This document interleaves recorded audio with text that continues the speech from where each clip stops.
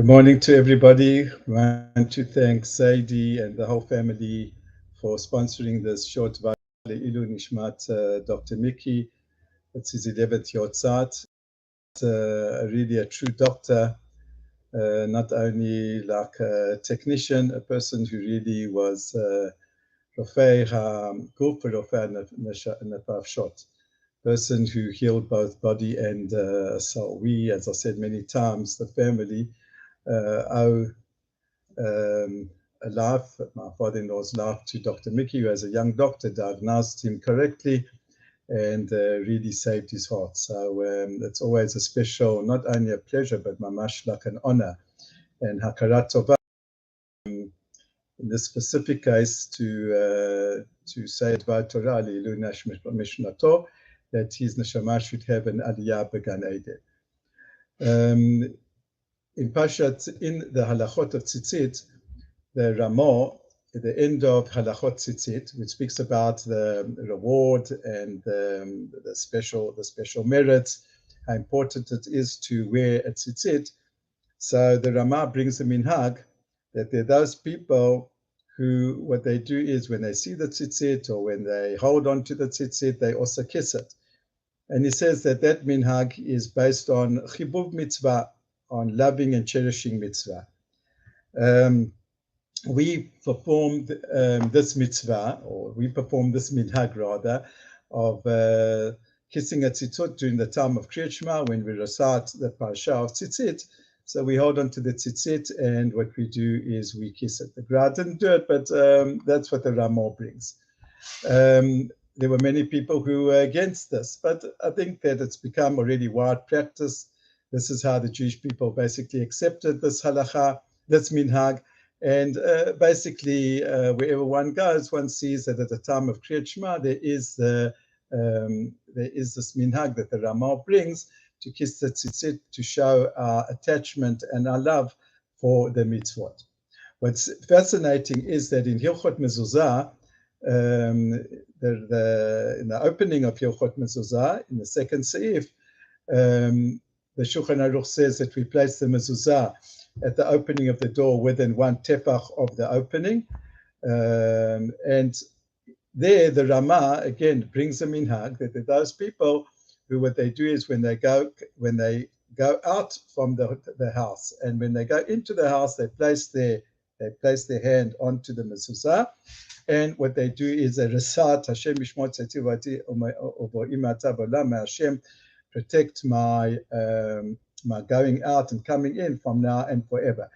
But notice that in Hilchot Mezuzah, the Ramah doesn't say that it's a mitzvah to kiss the mezuzah. All he says is that there is a minhag that to put one's hands onto the mezuzah, but not to kiss the mezuzah. Indeed, in one of those infamous rallies at Kikar Rabin, one of the speakers, it's sometimes Kikar Rabin is just like a happy hunting ground to attack religious Jews. So that's one of the things that he said, oh, look at the religious Jews. They've got this fetish about kissing objects, mitzvot. Anyway, be it as it may, actually, he was not correct because there isn't a mitzvah, there isn't a minhag to kiss the mezuzah, although some people do. But tzitzit there is. Why the difference?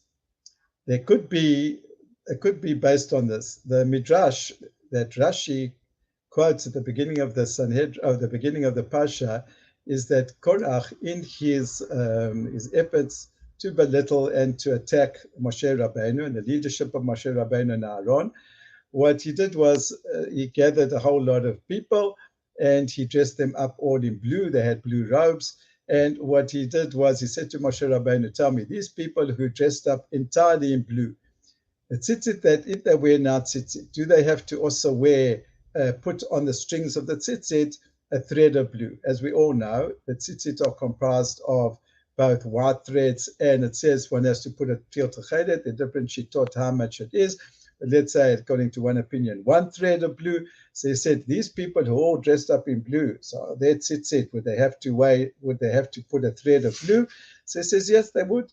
So on that he cynically said to Moshe Rabbeinu, look how absurd your interpretation of the Torah is. If you've got a clothing and you've got tzizit, which is made up entirely of white, and you've got one little thread that now blue, that is a fulfillment of the mitzvah tzizit.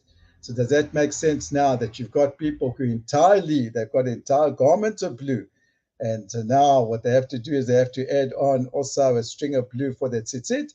So that's what everyone burst out laughing. That showed the cynicism. They showed, you see, Moshe Rabbeinu, you concoct up all these inyanim of Torah Sheba'al Peh, and it just doesn't make sense. I'm not going into the whole inyan.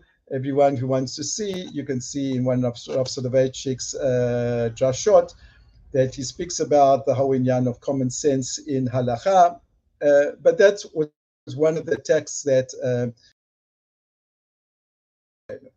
So it could be that it's exactly for that point that because Korach made a mockery out of the whole inyan of tzizit and of the p'tir techelet in the tzizit, it could be that that's why when we recite the Parsha of tzizit, and what we do is we recite the entire paragraph and about the importance of wearing tzitzit, and through tzitzit to remember all the mitzvot of that Hashem told us.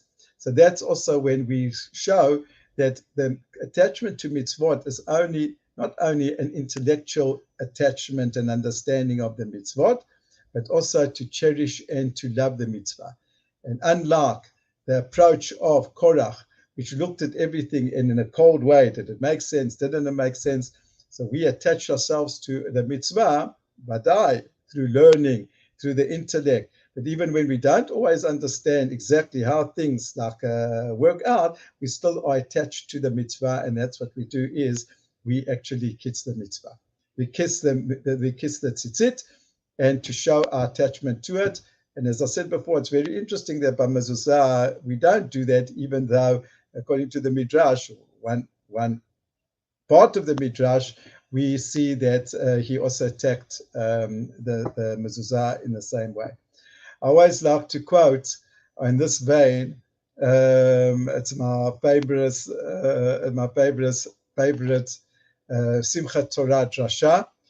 If I can quote myself, like we're saying in Pirkei Avot, he used to say, because he liked to say those type of things. The only people who dance with their Torah, with their book of law, are the Jewish people.